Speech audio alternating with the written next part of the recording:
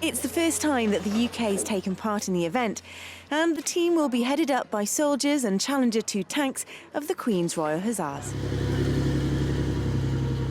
Last couple of weeks we've been doing training for the European tank competition, so just rehearsing the drills, getting the lads to go through it, make sure everything's in the right place, every lad knows exactly what he's doing, so it's just a muscle memory when we get out there and have to do the competition. With Austria, Germany and the US taking podium places in last year's competition, the UK team's training has been clearly focused, planning out each serial in a rehearsal of concept or rock drill before taking on the practice on Athlone Barracks. There'd be a simulated IED. The front wagon would get a track damage and a casualty. The crew of the damaged vehicle evacuate the casualty. The vehicle behind would spring forward with all the tools and equipment needed, start to work on the track as they are doing here. They have to split the track, take one link out, run it around the wagon, put it back together to simulate that the track is being repaired, and from that point, when the track's back together, that's when the time stops and we'll get hopefully as many points as possible. The Queen's Royal Hussars entry has 37 soldiers, made up of 16 competing team members, 4 reserves and support staff. Joining the team is Corporal Lawrence Cox from the Royal Tank Regiment, who, as well as hoping to help take the team to victory, will be picking up tips and information ready for next year's competition, in which the RTR are the lead.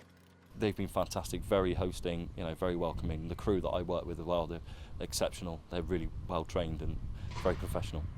The second part of the day's practice session begins the same way as the last, with a rock drill, but this time in full chemical, biological, radiological and nuclear, also known as CBRN, defence gear.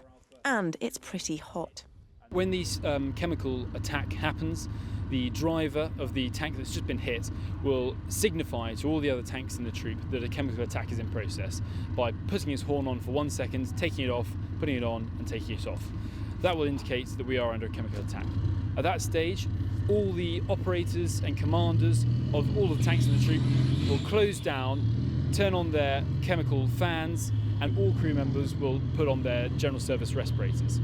The operator and the commander of the tank that was hit will do the same. They'll put on their respirators, they'll jump off, close the hatches to prevent any chemicals from getting inside the tank, and then start to hook up the broken tank to the towing tank with the tow ropes that are on the sides of the wagon. After the day's training, they analyse what they've done and the areas that they can work on. But what are they most looking forward to? I'd say definitely the gunnery competition. I'll just enjoy driving down range and seeing all targets come up and go down when we hit them all, which we will. We'll be following all their progress at the Strong Europe Tank Challenge competition in June.